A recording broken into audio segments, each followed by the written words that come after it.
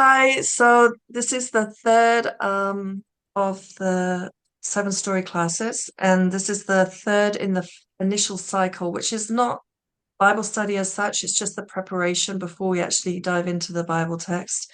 This is the last of our methodology classes. So we've looked at, the Bible and how it was put together and how it's been translated and interpreted and the various different ways that the Christian church has, interpreted and understood or interpreted and um, put together, compiled the Bible over the centuries. And then last week we looked at Christian atonement and how Christian atonement, how you understand Christian atonement, which is the meaning of what happened when Jesus died. Christ died on the cross. What that actually means, that can, depending on how you understand Christian atonement, that can really color how you understand the Bible text. People tend to interpret the Bible through that lens. So that's why we felt that was important. And then the third piece of our methodology is the Girardian anthropology. So René Girard is a French scholar, author, and anthropologist, and he had some pretty profound insights that influence how you can look at atonement, Christian atonement. And so we're going to focus in on René Girard today and look at what he wrote and what he said. This is not, I want to say, this isn't a fringy thing. He is an accepted scholar, and he's part of the Paris Academy, which is a very prestigious organization. He was elected onto that. And so regarded, he is someone is growing in prominence and influence, and specifically in terms of Christian theology, how he's influencing that. So Girard kind of a lot of his work was in the 60s, 70s, 80s, that kind of time, at the 1960s, 70s, and 80s. He emerged in the context of the violence of the 20th century. So the First and the Second World Wars, the Holocaust, the nuclear bomb, all those things deeply impacted many of the human sciences. So we're talking, sociology, psychology, anthropology. They were all trying to grapple with this huge potential for human violence that exploded in the 20th century. And, theology was also impacted by that. A lot of theology was trying to figure out how to deal with, understand God, a God who could allow such an amazing and catastrophic violence. So there was a lot of upheaval during the 20th century trying to deal with this idea of exponential human violence. And so Girard's anthropology, basically the bottom line is he focused in on human violence as the fundamental human issue.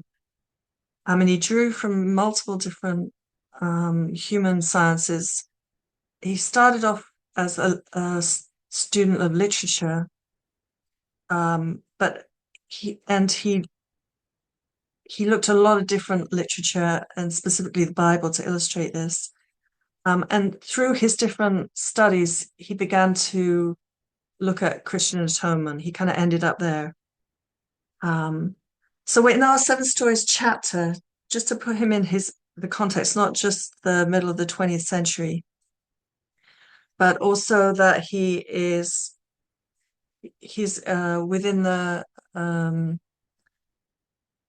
context of the intellectual thought of his time. So you got to think there's people were studying, Freud and Durkheim and well, multiple different people, and the one that was prominent at that in the middle of the 20th century as far as anthropology was Levi Strauss. And Levi Strauss has nothing to do with theology, right? It's nothing to do with theology, but just he he taught what he called structuralism. Okay. And he's talking in terms of how families are put together.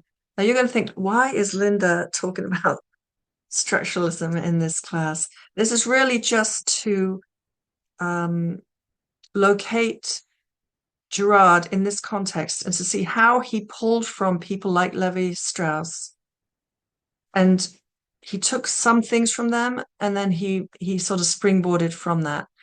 I have to admit that this passage, this part of chapter 3 in your book, is the one bit that Tony and I disagreed on, whether or not to keep it in the book. Because I said, why are you spending so much time on Levi Strauss and structuralism?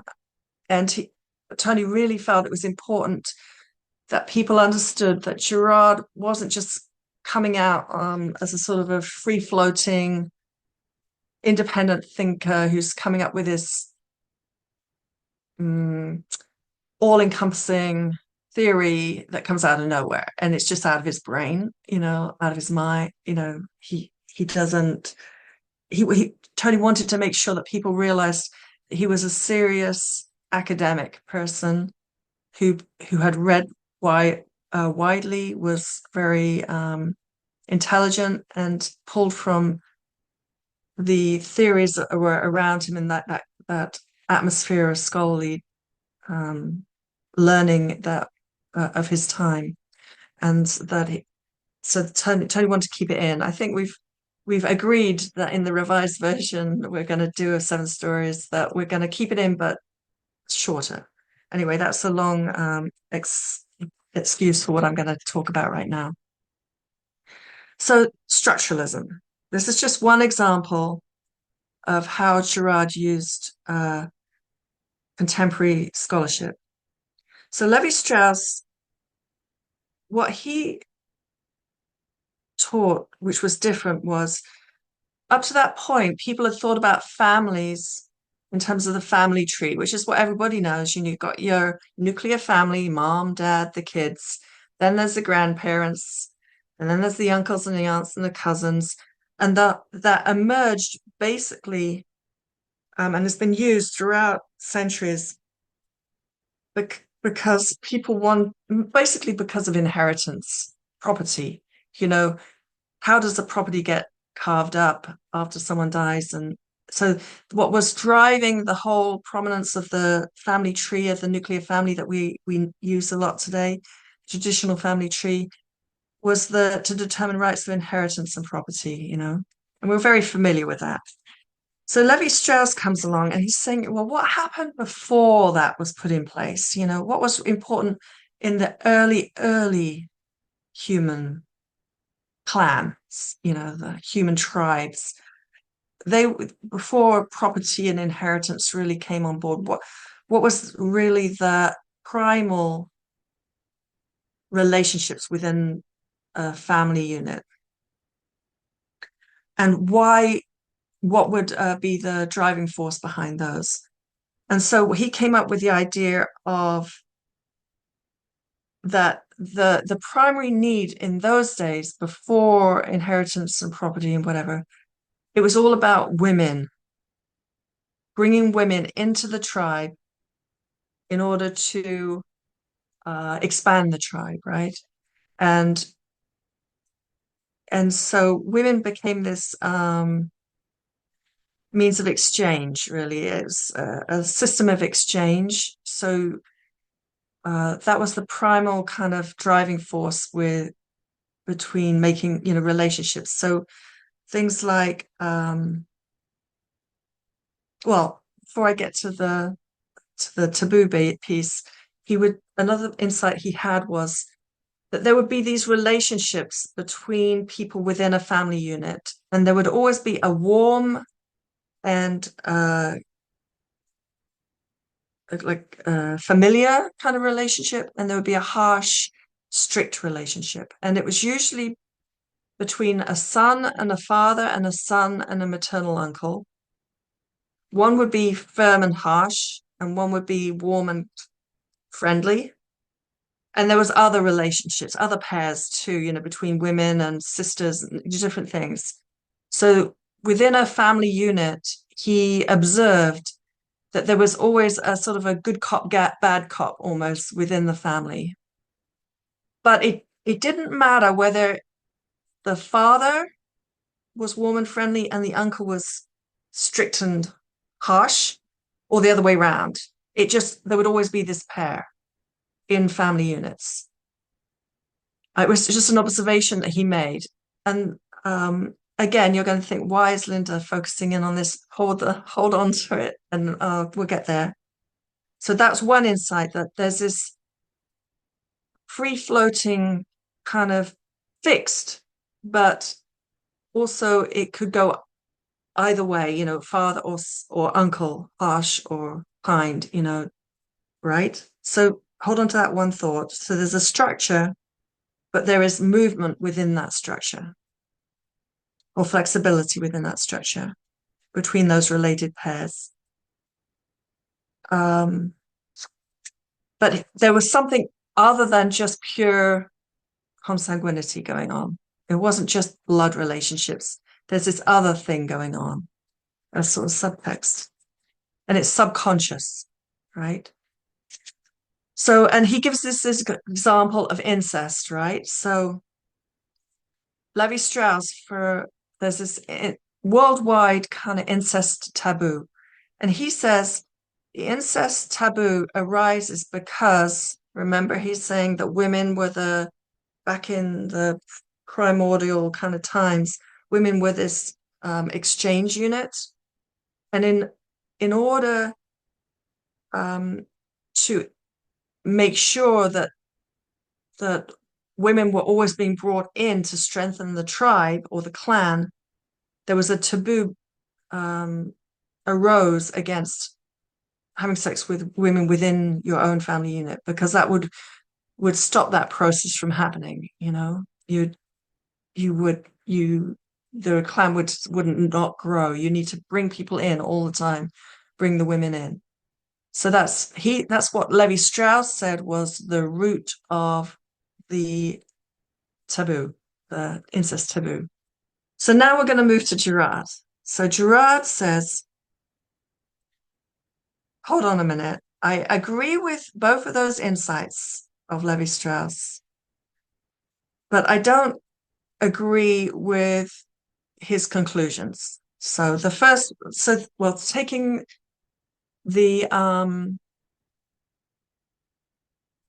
the second thing insight first, the taboo, right?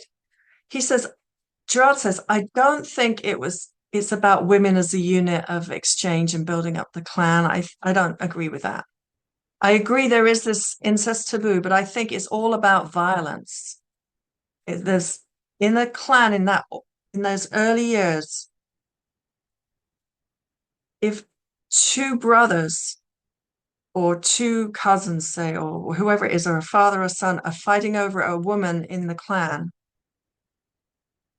they're probably going to fight. There's going to be violence, and it's going to escalate, and the clan is going to split apart, or someone's going to die.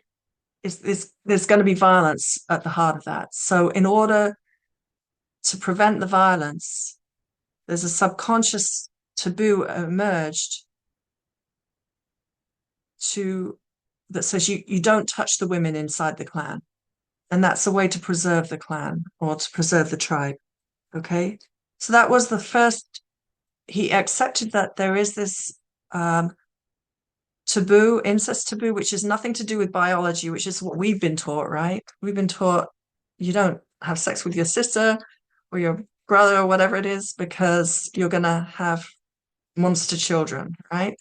That's a pretty modern thought, actually. It's not something that they would have thought about as cavemen or whatever, right?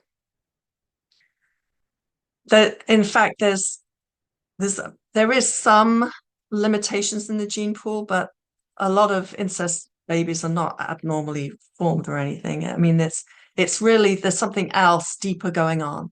So Girard accepted there was something deeper going on there, but he felt it was all to do with a primordial, unconscious protection of the clan unit, or the tribe, or the family unit. Hardly understood, but instinctively they followed it, right? So that was the one thing that he did there. And then the other insight that I talked about in terms of Levi-Strauss that Girard kind of accepted but also disagreed on was that free-floating relationships within a structure, that the structure doesn't change in the family, but the pairs, the uncle, son, father, son pairing that Levi-Strauss observed, but it could switch, it doesn't matter who's the warm and fuzzy one and who's the harsh, nasty one, or strict one, I should say. Girard used that same idea when he talked about scapegoating and things like this, that there's a structure, an unconscious kind of structure that we're not really aware of, that's just there in culture. It doesn't really matter who the scapegoat is. The mechanism, the structure stays the same. The structure still works. The mechanism still works. You're not going to really understand that too much right now, but we're going to get to scapegoating in a minute. So basically, Girard realized that human beings have subconsciously, unconsciously created structures that help control the violence, to maintain order and to prevent the escalation of violence. And he applied those thoughts to his ideas regarding sacrifice and scapegoating. We're going to discuss them next. Okay. So do you have any questions about that? I know it's a little hard to understand. It's a little technical. Don't freak out. If this is all going over your head, just don't worry about it. Just let it wash over you. And as we go forward, it will hopefully you'll begin to think, oh, I think I understand what she was talking about back then. All right. So that was all just preamble, because now we're going to get into the three major teachings or insights of René Girard. Okay. The first one is mimesis and imitative desire. So mimesis, I have to say, is a word he made up. I don't think, maybe it existed somewhere, but he's the one who invented that word. And it means imitation. But he made up a new word for imitation because he wanted to really underline that this is unconscious. Remember what Levi-Strauss was saying, that there's this unconscious things that just emerge in human culture that we're hardly even aware of. It's just a given. And it's an unconscious thing. And this mimesis is something that we do, which is unconscious, that we're not aware of. If I say I'm imitating Maggie, I'm doing it with my mind. I'm looking at her and I'm doing exactly what she's doing. That's an imitation thing, right? And it's a conscious thing. But mimesis is what we do when we don't even know we're doing it. That's the only real difference. That's why he invented that word. So the first insight that Girard had came from literature. One of his first jobs, he hadn't got a background in literature, but one of the first jobs he got, I can't remember his story exactly. I haven't gone into it, but I think he was employed as an English teacher, or French or English literature teacher.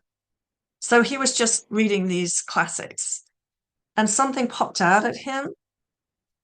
And that was that, he was reading things like Dostoevsky, Cervantes, Shakespeare, Proust, all the big ones. And he noticed that all of them came to a point where they abandoned the belief that desire is something that we is unique to each one of us and that kind of spontaneously emerges within us. It's like its own thing. It's like it's something that stands alone inside each one of us. I have my own desires and they're completely unique to what Hazel or Kat or Susanna or Adrian, we all have our unique desires that is it's all to do with our personality and it's something that we're born with almost, that those are going to be our desires. What each of those authors demonstrated in their work, according to how Gerard was reading them, was that they realized each one of them wrote about how desire is actually shown to people from other people. You are shown what to desire by somebody else. You're not born with your little suitcase full of desires, Linda desires, and my desires are constructed by those around me. And he wrote a book called, I can't remember what it was called, but it focused on Shakespeare. Gerard wrote this book on Shakespeare and desire in the books of Shakespeare. And the one in Seven Stories, the example that is written in Seven Stories is from Midsummer's Night's Dream, right? Which is one example of all of these literary masterpieces. They all have the same kind of theme, that you understand what you want because somebody else is showing it to you. So if you look at page 42 in the book, I'm just going to read this because I was going to, it's just pretty succinctly in Seven Stories on page 42. So I'm just going to read what is written about Midsummer's Night's Dream. He says, the book was called A Theatre of Envy. It's right here. Shakespeare understood mimesis, this unconscious desire, mimetic, imitating desire that we have. Thus, Hermia loves Lysander, Helena loves Demetrius. But Demetrius is crazy about Hermia. Now, Oberon and Puck plan to put love potions in the eyes of Demetrius to turn him around. But first, by mistake, they put it in Lysander, and then finally on Demetrius. So now they are both crazy about Helena, when before they were both crazy about Hermia. Gerard says the love potion is a device, and the real play going on underneath the surface of the fantasy is the imitated nature of desire. As Helena says, "Oh hell, to choose love by another's eyes." So basically what's going on here is that, and this is the example we always give. So Susanna, when you were little, you had a friend called Holly. And it was when we were living in Aylsham and we had a little tricycle thing, a little, just little toys like a car, tricycle, something else. And you would go and sit, you were both 2 or 3 years old. And when you were sitting in the car or the little truck or whatever, Holly would come and say, "I want to go in the truck." And so you would get up because you're a sweet little girl and you go to the tricycle. And as soon as you sat on the tricycle, Holly goes, "I want to go on the tricycle. I want the tricycle." And then so you get up and you go back to the car. And they said, "No, I want the car." It's whatever the child sees the other child is desirable. They want that because it's mitigated, it's mediated desire. We desire what we see other people desiring. Okay. That's what mimetic desire is. It's unconscious. You don't know about it. It's not something you're thinking about. You're thinking, "Oh, what shall I desire? What would be really important to me? What would I really want? would fit in with my life. It's more what the world around you is telling you is desirable. Just I'll break here for a little question. So the world we live in, the marketplace and the media, can you think of any examples of mimetic desire or mediated desire or mimesis in the culture we live in? Well, our commercials. I mean, as soon as a new iPhone comes out, it's like, I'm on the bandwagon. I want to, get the newest and the greatest. And the commercials are really pretty fascinating. It tells you about all the gadgets that are going to improve your life. So, yeah, it's really bad for me. I have to not watch commercials. Right. So, I mean, the whole ad industry is utilizes this that if you do this, if you could be like me, so we're looking at that person saying, that's what I want to be like. That, and you didn't ever see that person before. You never saw that iPhone before. You were perfectly happy with your iPhone 2, and suddenly there's an iPhone 32, and that's the one. Yeah, I go ahead, Adrienne. I just I think that's a great example, and I think that we see a lot of that, and I think it's probably, at least in my realm, a lot more prevalent today than it was even as a kid, and the little things you might feel because of social media, where there's Right. all of these avenues of things just being pushed at you. This is the greatest, the newest. This is what these beautiful people are doing and the way they're living and the places Yeah, they're going and the houses they have and all of that, where it's like, like that's what I'm yeah, supposed to yeah. have, right? Right. And it's not just the adverts, it's the movies, the shows. It's there's just it just is all around us. It's in the stores. You go to a store. Um, it's the way you look, your appearance, what's desirable and what's not desirable. I mean, little kids, they don't know what's a good looking kid and what's not a good looking kid. When you're 2 years old, you don't care.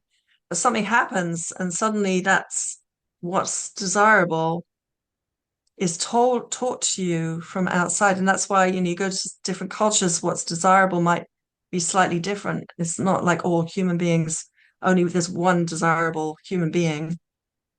Some cultures might think plump women are desirable, whereas others might think super skinny women are desirable. But you're taught that unconsciously. It's sort of you absorb it, you breathe it in, and it's because you're looking and you're seeing what other people find desirable, and that's what you want. I do have a question. The Yeah, example that came up in my mind is I have two little boys, and it definitely does happen that one will see the other one. They're very always looking at each other. In especially like I see one doing it more than the other. One has, I think, more mimetic instinct than the other. But I also do see them. I wonder if this is, I guess, like you had said earlier, that desire is not something that comes from within. It's sort of, it is all from others. And I wonder if, like, I see some of, like, with young children, maybe it's exclusive to them, but I do see, like, sometimes they get into weird things that don't feel mimetic. It feels very, like, innate. I mean, maybe it's more, it's less obvious than, like, their brother is playing with it and they see it. But, like, I remember Emil was really into brooms for a really long time.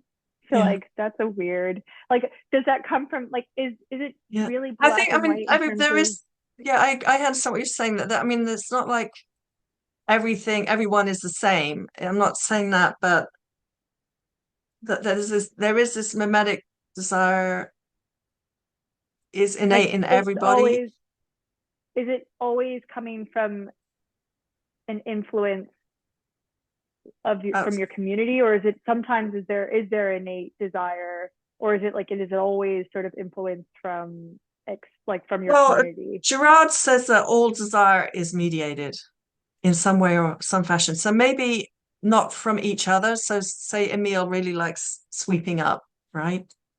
Maybe he saw you sweeping up one time and he tried and he really liked it. And then that, that he reproduces that cycle, he says, oh, I'm like mummy, but maybe Peter looks at Emil and he sees him sweeping, but maybe it doesn't really do the same for him. But it's still mediated desire because Emil saw you doing it. Do you see what I mean? Yeah. So Girard would say it's always mediated in some fashion. Interesting. Okay. So then there's this things called mirror neurons. So this was just a theory that Girard came up with in the 60s, I think. Then fast forward to the 1990s, and biological sciences actually discovered a kind of motor neuron inside the brain called a mirror neuron. It was in Italy in the 1990s.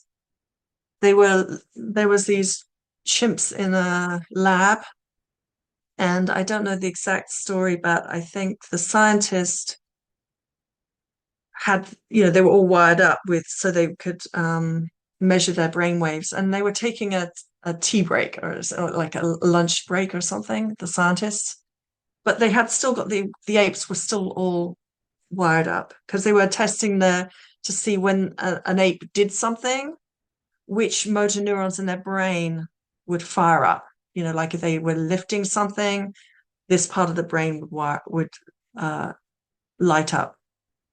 And then if they're eating, this part of the brain would light up. So anyway, the scientist is sitting there eating his own lunch on his lunch break, and he's eating his sandwich or whatever it was, probably pizza because it's Italy, eating his lunch.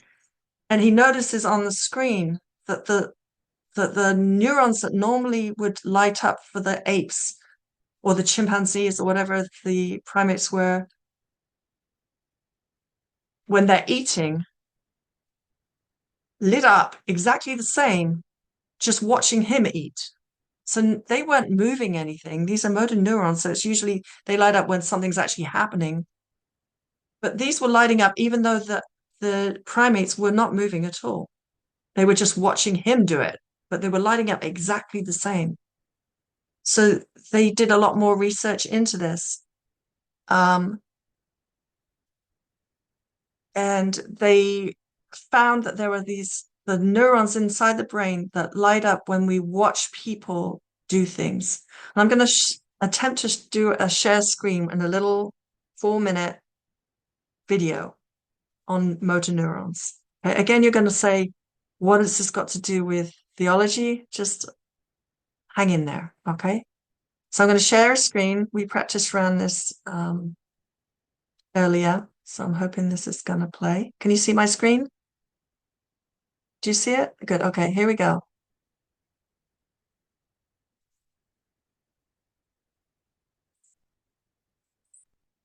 It doesn't seem like you are sharing your sound.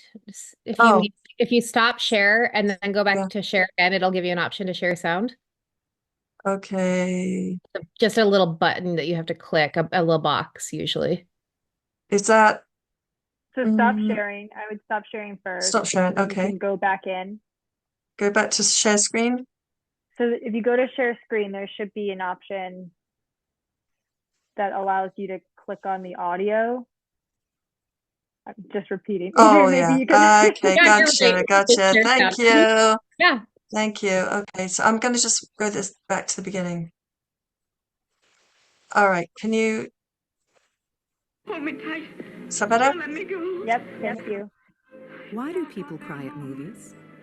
Why do sports fans get so excited during a game? Why do they feel anxious if their team is losing? The answer? Mirror neurons, a set of brain cells on either side of the head that might explain why people feel empathy. What we found is the mechanism that underlies something which is absolutely fundamental to the way that we see other people in the world. The mirror neuron was first discovered at the University of Parma in Italy. Researchers there identified a neuron that fires both when a monkey picks up a peanut and when the monkey watches someone pick up a peanut. The same neurons, one neuron, fire both when the monkey observes something and when monkey is doing something. It's almost unbelievable. It was surprising because this cell which was involved with motor planning for the monkey turned out to be interested in the movements of other people as well. The brain uses the mirror neurons to mirror the movements it sees. And this happens in people too.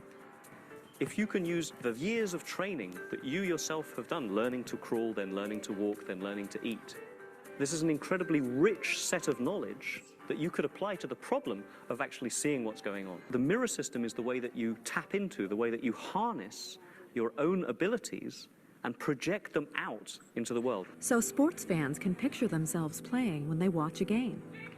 But what makes them feel the pain when their favorite player drops the ball? So the idea was to try to figure out how the emotional system and this motor system are connected together. To find out, Marco Iacoboni looked at the brain scans of individuals when he presented them with a series of faces. In the first round, he asked people to imitate the faces. In the second round, he asked people to simply look at the faces. As expected, he found that the mirror neurons were activated during both rounds. But in addition, he found that the happy area of the brain lit up whenever people either imitated or looked at happy faces. So he thinks the mirror neurons can send messages to the emotional system in our brain, and that's the mechanism that allows us to feel empathy with other people.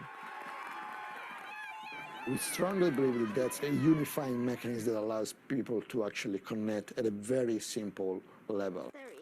So what happens if the mechanism is broken? It's been known for some time that children with autism could be quite intelligent, but have a profound deficit in social interaction. Christian likes to play, but like many kids with autism, he prefers to play alone. He has a hard time communicating and does not always understand questions. So, Christian, can you tell me what you did in school today? Doing well. You're doing Dr. well? Ramachandran and his graduate student hope to gain understanding of autism by studying the brainwaves of children like Christian. So we're going to be reading your brainwaves with this cap. When mirror neurons are working correctly, they fire both for doing an action and seeing the same action. So for most people, the brainwaves for doing and seeing look the same. But for Christian, the waves look different. Their brains may indeed be different in that regard, and they may have deficits in the mirror neuron system. But we don't know this for sure yet, and additional work needs to be done using brain imaging. What we do know is that healthy humans are very social. Everybody's interested in this question. What makes humans unique? You can say humor, you're the laughing biped. Language, certainly, okay? But another thing is culture. And a lot of culture comes from imitation, watching your teachers do something. So it sounds like the mirror neuron is a big part of what makes us human. There would be very little point in having a mirror system if you lived on your own. There'd be a lot of point in having a digestive system if you lived on your own. There'd be a good point in having a movement system if you lived on your own. There'd be a good point in having a visual system if you lived on your own. But there'd be no point in having a mirror system. The mirror system is the most basic social brain system. It's a brain system which there's no point in having if you don't want to interact or relate to other people. Okay. So that was a little bit about mirror neurons, which seems to back up Gerard's theory that a lot of how we learn is through imitation. And I find that fascinating because if you watch, it explains why sports is so popular. Because if you see someone getting a goal in a game, it's like you yourself, all the same parts of your brain are lighting up as though you just got that goal. So you are like, it's like you are on the pitch and you are that guy on the pitch. Of course, you know, with your other parts of your brain, it's not you on the pitch, but that, and it's linked to your emotions, your emotional parts of your brain, because the mirror neurons are connected to your emotional parts of your brain. So you get the feels of whoever you're watching. So that you can see how that can be very pleasurable and very cool. And that's why people keep going to those football games, because they want to get that hit, that emotional hit, as though they just scored that goal. But you can also see that if you put those two things together, that desire is mediated through other people. And so there's an object of desire that maybe two people are now wanting because they've mirrored each other. One person maybe reached for something and then the other person wants it because they see that person reaching for it. So now you're automatically in rivalry for that object of desire. It kind of goes with the territory. So you can both, mirror neurons are great for learning and for getting that high feeling of actually being that actor or actress on the screen. You know, you can be the one who's being passionately kissed on the screen, you know, it's great. But also, if your mirror neurons are firing because somebody has something you want, you can see how the rivalry and violence can also escalate, you know, that it's a dangerous system. It can work both positively but also negatively. And if you've got rivalry for an object of desire, it's almost inevitable that violence is going to in some way come into that picture. All right? That's why I'm afraid of crowds, because all of a sudden a happy crowd can turn into an angry crowd. And even if you Right. don't have violence in yourself, you're just like, it just kind of, that desire of doing what everybody else is doing covers the whole crowd, and it's just a disaster. And that's a mob, right? A mob is, if you took any individual person in that mob, they're probably a very reasonable, nice person. But something happens when within a mob where the crowd is just, the imitation goes kind of crazy. And it's a violent imitation and it just escalates beyond the sum of the individual parts, you know? And we're going to be getting to that piece actually in just a very little while when we talk about the crucifixion. Okay. So we talked about the first part of Girard's thought, which is mimetic desire and how desire is mediated and the object of desire, and mirror neurons kind of helps back that piece up. The second insight he had followed on from that. He moves, this is the scapegoat and sacrifice. All right. So Girard that moves from literature now to anthropology. His sort of brain's going in all directions. And in 1972, he published a book called Violence and the Sacred. And he builds on this idea that human beings are intensely mimetic, and that they can quickly become rivalrous and conflictive because of that. And he posits that if you go way back, prehistory, you know, into the early hominids, just before they're kind of turning into the human beings that we're familiar with. It's at that point of evolution when they're going from humanoid to you know, regular human beings. There's a point in which instinctive restraints are overcome, and that whole development of mirror neurons, everything, it just all comes at that sort of time. The reason why animals don't go crazy and rivalrous like that is that they have strong animal instincts in place. But the human brain developed or evolved to an extent where those animal instincts, something stronger than instinct, took over. All right. So in the early hominids, at this point of evolution, when the brains have developed to a point where they have overcome instinctual restraints, human destruction would seem inevitable, right? So if you've got within these tribes of humanids, that there's rivalry and the animal instincts that have kept people from killing each other before, because animal instincts, you can get violence among animals. You get male animals clashing for a mate or something. But very rarely do two male animals actually kill each other. They might fight, and then one will be submissive and back off, and the other one will be dominant and take the female or whatever. And then within animal groups, there's an instinct that drives out young males, so that they have to set up their own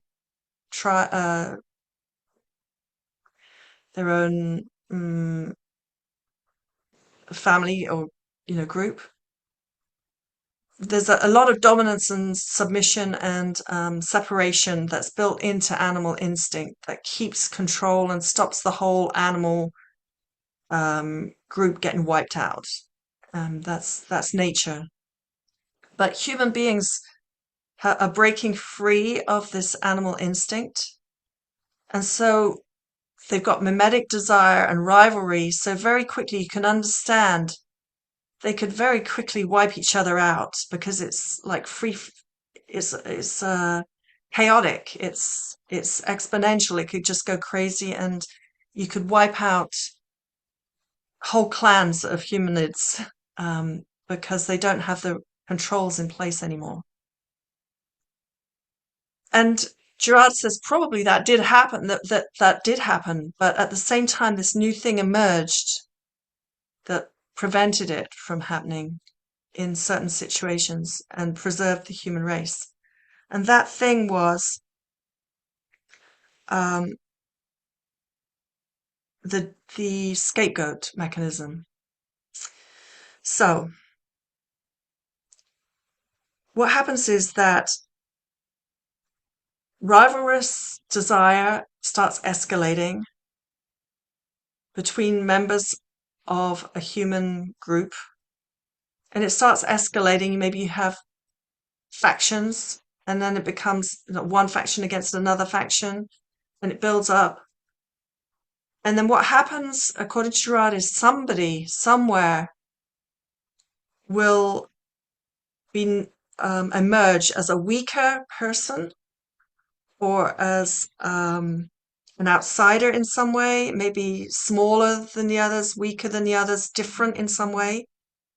And the focus and the violence of both sides focuses in on that weak individual. And the violence that is built up gets discharged onto that single scapegoat individual. And because it's discharged, a temporary, but a peaceful feeling, a transcendent peaceful feeling, descends on all the people involved in destroying that scapegoat. And it feels like something outside themselves is filling them up, and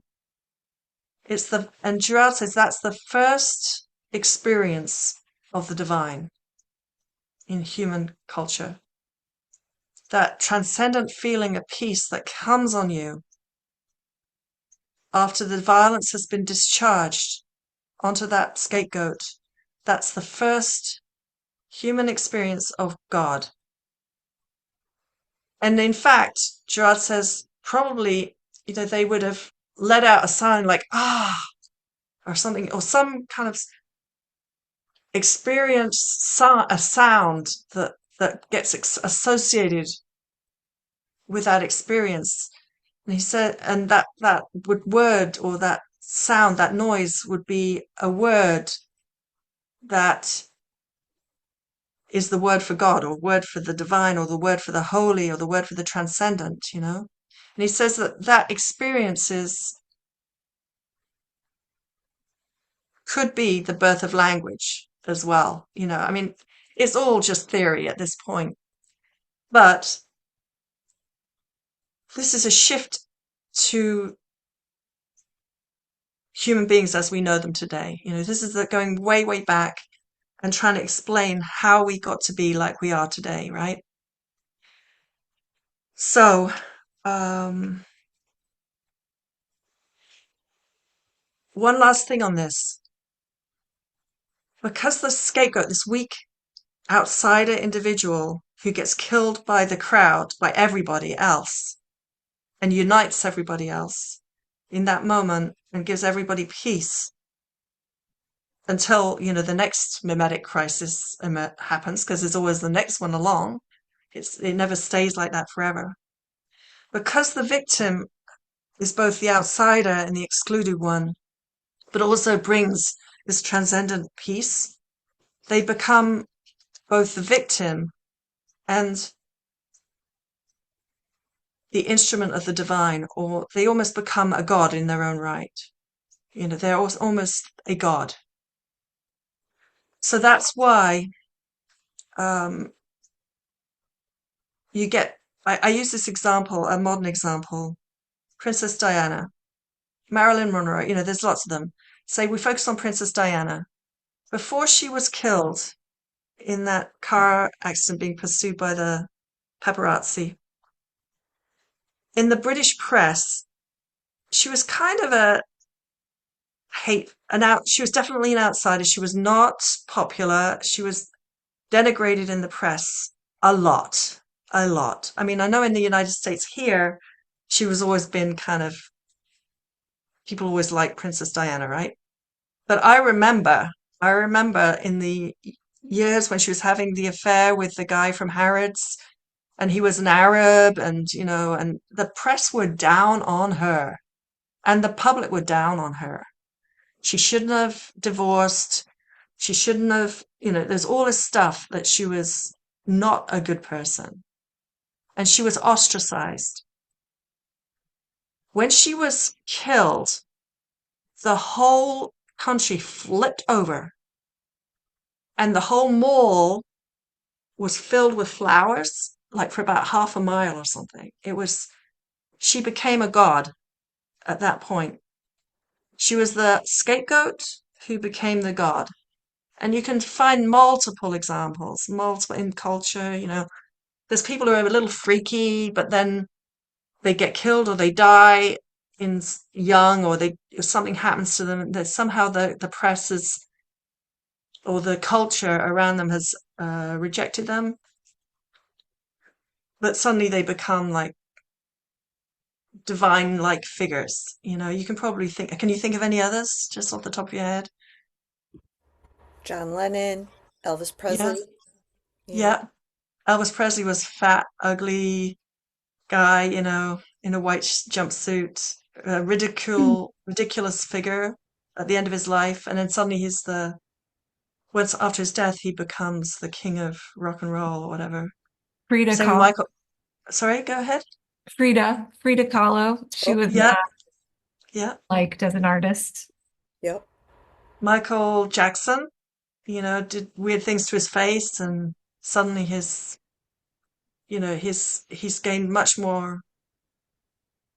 He's one of these superstars now, more so than when he was alive. Especially towards the end of his life. So yeah, there's lots of examples. And Girard looked at myths, because myths come from very ancient places, and he looked at multiple different mythologies from lots of different cultures, and they all had similar patterns.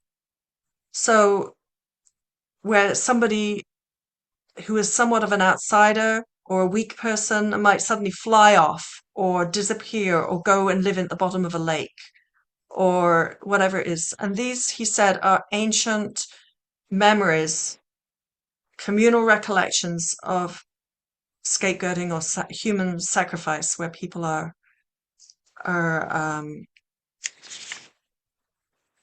killed. So locally where we are, we have Niagara Falls, and there's this story of the Maid of the Mist, where there's a woman. I don't even know what the Maid of the Mist is, but it's all very romantic. But if you scrape underneath the surface, it's very likely that it was human sacrifice and the woman's thrown over the cliff into the falls. And that's the origin of the Maid of the Mist. And as in England, there was the Lady of the Lake, same sort of thing. Whenever you get women who are living in the bottom of a lake, you think human sacrifice is right at the heart of that, It doesn't, and a lot of origin myths and fairy tales as well. Tony did a course at Syracuse University called Sacrificial Themes in Myths and Fairy Tales. If you look at some of those Grimm's fairy tales, or they're the original versions, not the cleaned up children friendly versions. There's a lot of they come from ancient stories in Germanic kind of stories, and you can tell there's child sacrifice and sacrificial themes in them. They're pretty nasty, actually, a lot of them. So, so we talk about this. Scapegoating is the birth of the divine, birth of religion in human culture, and then and that the scapegoat is killed by the crowd and brings transient but communal peace. And another example that I like to think of is the 60s, the 50s and the 60s. After the Second World War, you just had a huge, massive killing of hundreds of thousands, millions of people actually, right? In the Second World War. And you get this period, it buys the world a period of peace, a relative peace. I know that wars are always ongoing, but generally you get this peace after a war that it comes out of that the multiple deaths, is the multiple victims of the war. It kind of washes over the world. So Girard argues that the scapegoating brings peace to the group, and they realize that they can reproduce that feeling through sacrifice. So if you have a human sacrifice, it's controlled, it's structured, it's organized, but it can reproduce that same feeling of euphoria or transcendent peace that comes from the scapegoating experience. And it's linked to religion now, so it becomes systematized, it becomes systematic. And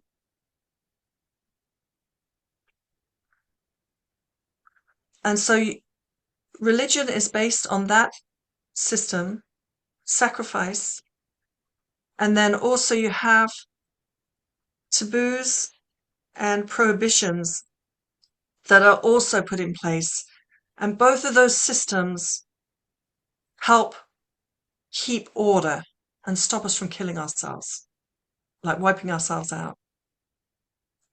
So that's Girard's theory, second main point, that the sacrifice and scapegoating, specifically sacrifice, taboos, and prohibitions in combination are what have stopped the human beings from annihilation, which would happen inevitably if those restraints hadn't been put in place, because of his first insight that we are rivalrous, and we're mimetic and rivalrous, and because we're rivalrous, we would do what animals don't do. We won't just fight each other and then one back off. We just keep fighting until somebody dies.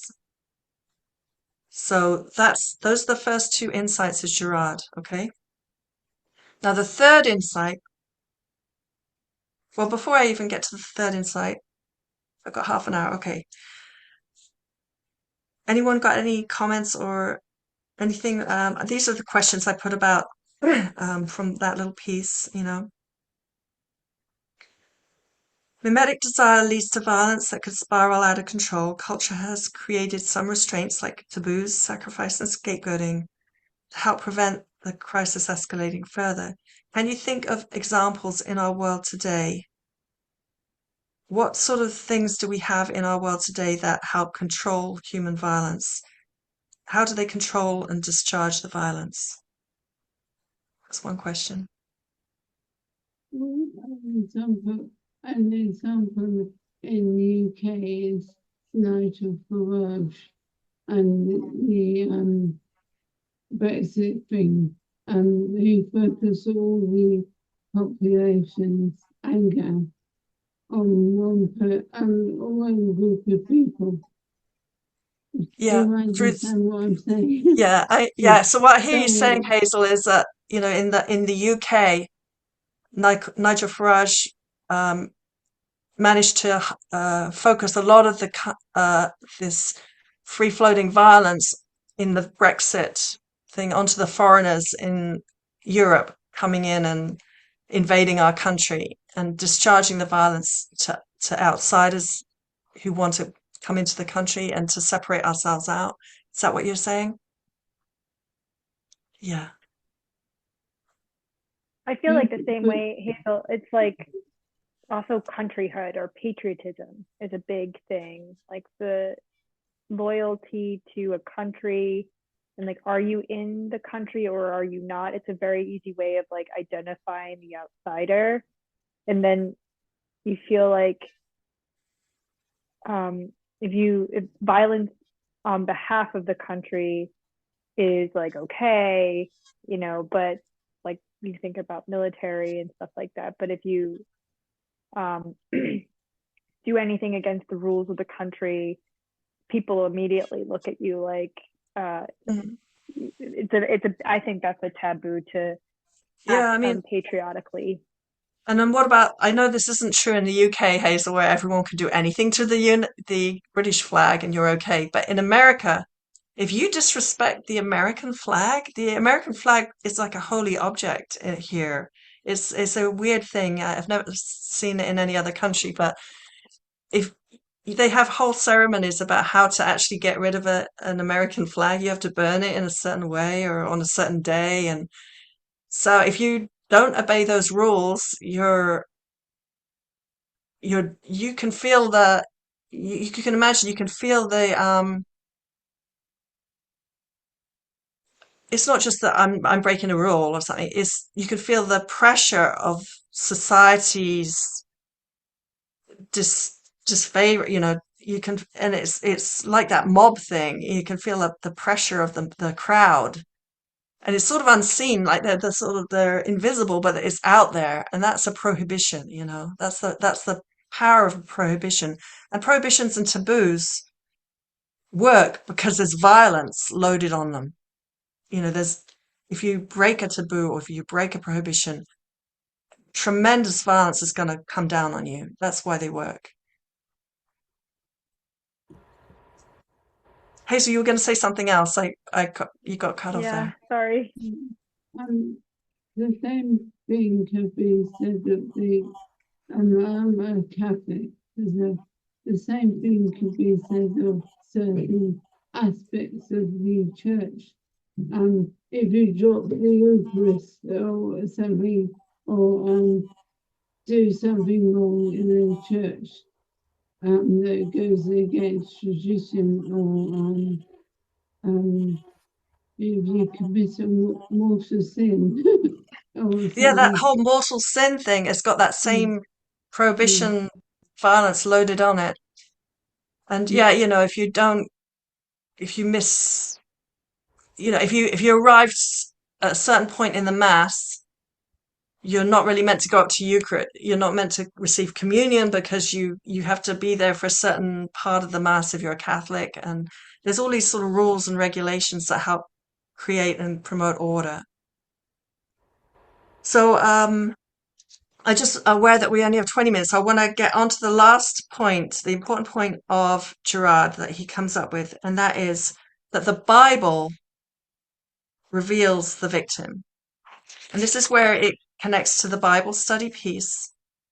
So he's drawing both from the his literature background, and from his anthropology background. And he's kind of combines them. And in 1978, he wrote and published, a book called Things Hidden Since the Foundation of the World, in which he claims that the Bible reveals more than any other human literature, the scapegoat mechanism. And because it reveals it so clearly, it helps us to break the cycle of violence. So instead of deifying the victim is actually disclosed in multiple ways in the Old Testament as well as in obviously with Jesus. But you've got Abel, Hagar, Joseph, Job, Jonah, the suffering servant, and of course finally Jesus. Girard says that the Bible over and over again reveals that the innocence of the victim, because the scapegoating mechanism, I forgot to say, but the scapegoating mechanism only works if the victim is perceived to be somehow guilty or responsible for the crisis. It has to be believable to the crowd. The crowd has to accept that the victim is responsible and guilty. But Girard says in the Bible, the victim is over and over and over again revealed as innocent. And also that and it also reveals the scapegoating. The scapegoating is through the different stories in the Bible, and also it reveals the power of the crowd. So in 7 stories, we have story of Peter at the arrest of Jesus. Now Peter has already said, I'm willing to die for you, Jesus. He wasn't a cowardly guy. But there's something happens when the crowd turns against you, and you feel that violence of the crowd. It's more than just I'm going to fight someone for you. I'm going to go to war. I'm going to do battle for you. You become the outsider, and that you get the violence of the whole group falls on you, and that's almost impossible to take on for a human being. Every human being would crumble. But then we have Jesus. We have Christ on the cross, who both reveals the victim and the scapegoating mechanism, because the key figures that put him on the cross are, of course, the Roman authorities, the empire, and is the Jewish authorities, but also the crowd that had praised him and sang hallelujah to him or whatever, Hosanna to him coming in to the city, turned against him. And it was the mob, the crowd, called for his death. So he becomes a scapegoating victim with the crucifixion. But because he is innocent, and the resurrection is God's validation and of his innocence, because he rose again, that crucifixion actually turns into a mirror where we look at that cross, Jesus Christ on the cross, and we begin to understand we put him there. And it's human violence that put him on the cross. It's not because God needed the death of him, or the devil needed somebody to die to pay, because that's the system. Somebody has to pay the price. It's not because God is so wrathful and angry and nasty that he needs his son to die. It's human violence that places him there as a result of the scapegoating mechanism. So that's Girard's insight, was that Christ on the cross reveals the scapegoating mechanism, holds a mirror up to ourselves so that we can see it and understand it for the first time, because it's been kind of unconscious. And then because of his life, teaching, death, and resurrection, he shows us a different way of being human, so we don't have to be locked in to that scapegoating mechanism. We can break free from it, but to break free from it, you have to be aware of it, for one thing, and then you have to choose not to take part in that.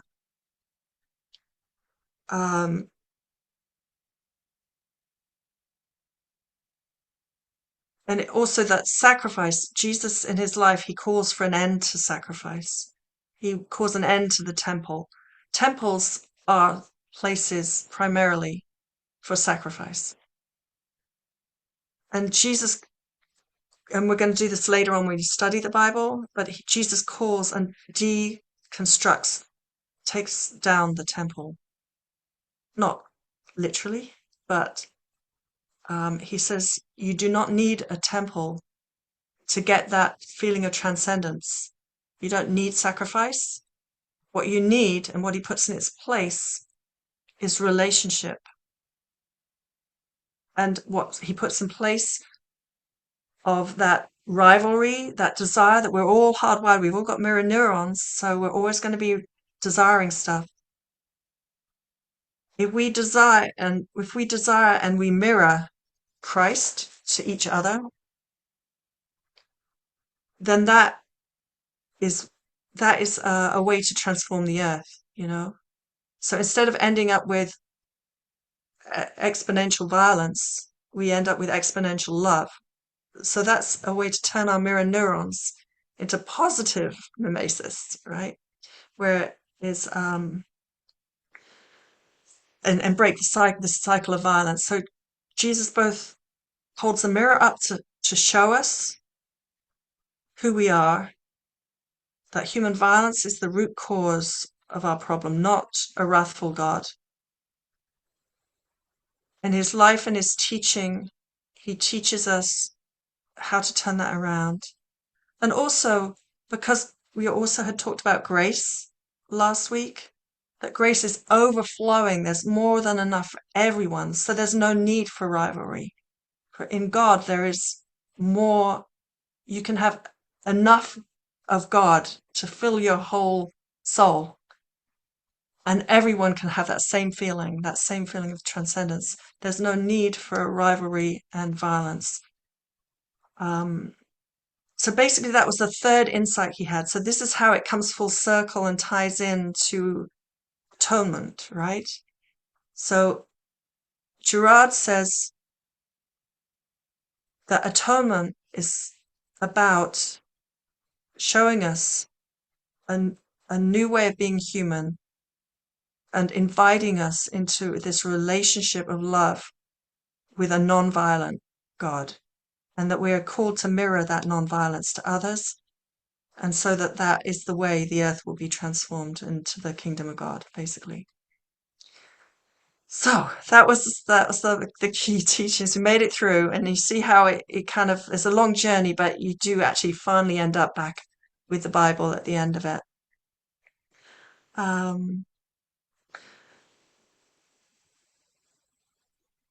How do you think that revealing the process, or well, first of all, what do you think about Girard's insights? And then secondly, why do you think understanding that process helps us to overcoming, sets us free from it? That's one question. And another question might be, have you ever experienced positive mimesis where you saw or someone breaking the cycle of violence by, positive mimesis, like mirroring non-violence instead of ramping up the violence? And the third question might be, looking at our world today, especially in the Middle East, what's going on there? Iran is now involved, and I mean, it's not just Gaza and Israel, there's Lebanon and Yemen, and you can see how quickly violence escalates. So any thoughts on that? And a final question or thought to have is on the word sacrifice, because I often have people say to me, well, self-sacrifice, or the sacrifice, Jesus' sacrifice, that's a good thing. That's a good sacrifice. So when I use the word sacrifice, I'm talking of a victim, a bloody victim, a scapegoated victim.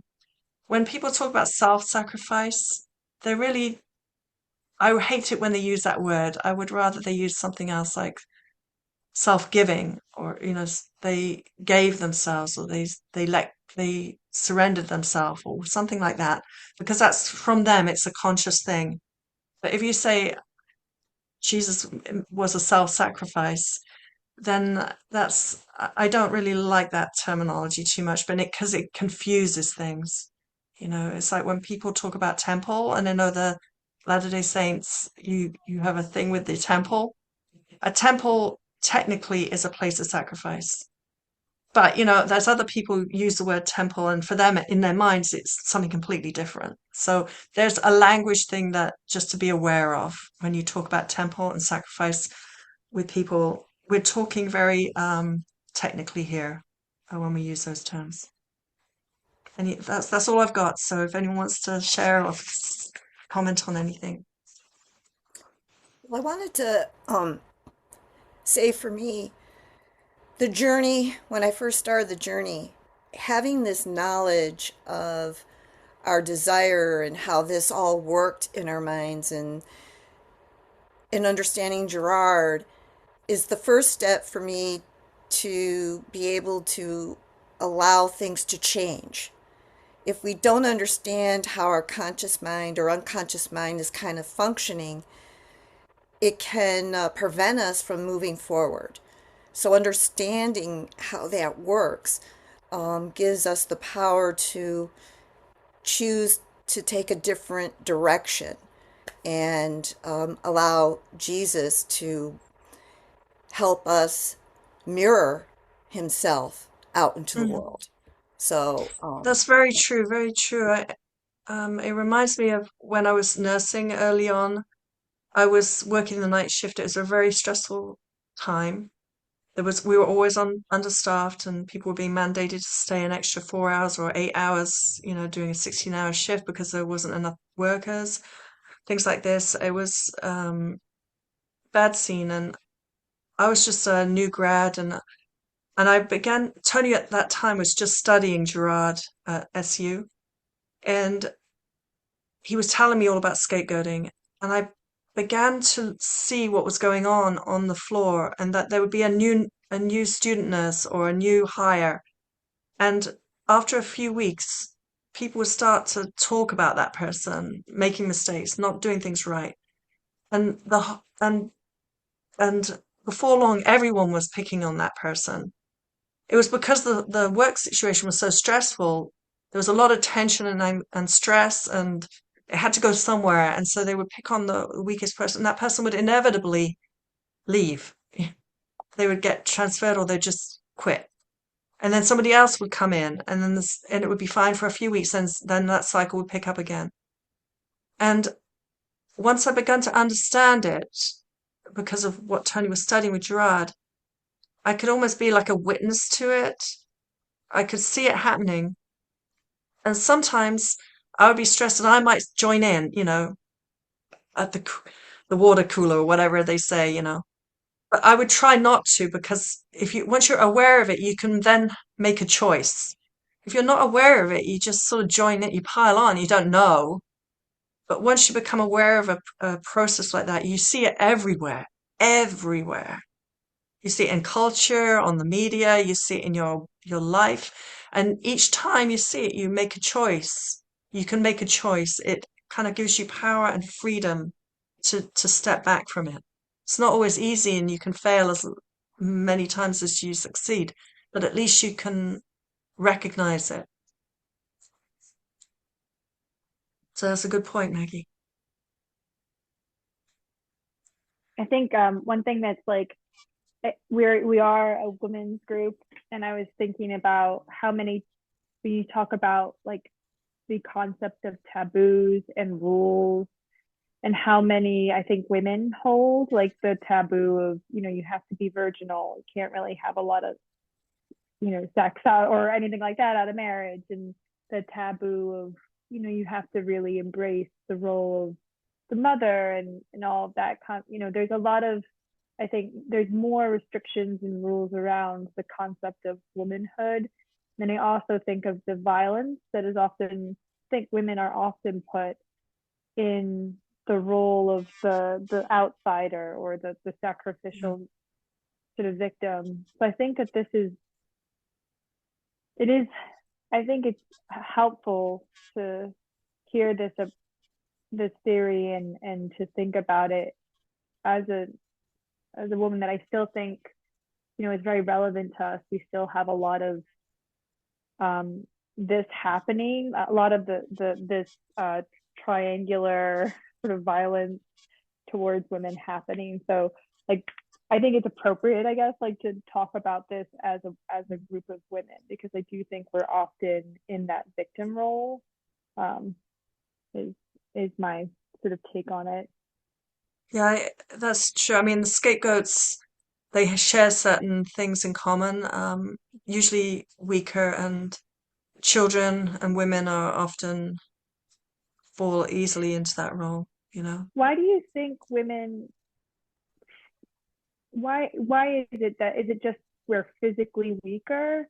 Like children and women are often the sacrifice, like historically. Maybe that's just my Yeah. perception as well, and I don't have any data to back that up necessarily. But I'm Yeah, I curious, don't, I like, mean, what is your take on that? I would think physical weaknesses probably plays into it. I think the fact that, what Levi Strauss said right at the beginning, that women were the barter, they were objectified early, right from the very beginning. They were the means of transaction. I don't know, because women are often stronger, honestly, in many ways, or as strong as men in terms of endurance and all these things. So I'm not really sure. Probably have to be more of an anthropologist than I am.